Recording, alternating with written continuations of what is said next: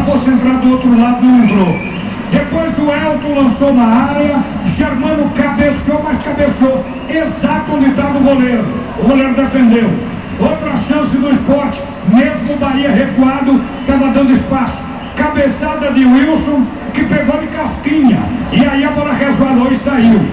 Aos 23 minutos, Renato saiu da ponta direita, foi para a ponta esquerda, paralela à linha frontal da grande área e bateu de canhota. Mas bateu onde estava o goleiro, bem no meio. Um chute bem dado, forte, mas o goleiro pegou.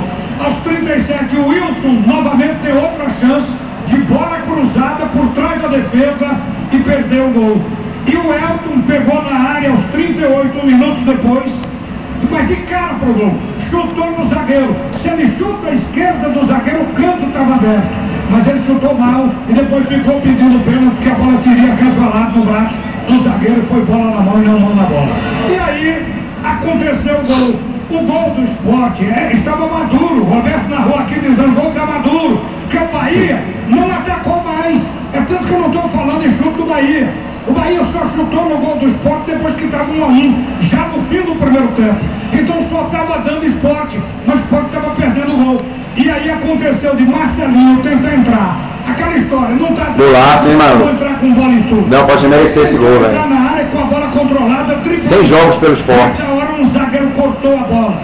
Cortou o canudo. O Marcelinho Pega, filha da puta. Daniel Paulista, que vinha chegando pelo Baiano, viado. O Daniel Paulista é o homem da segunda bola, do rebote, da sobra.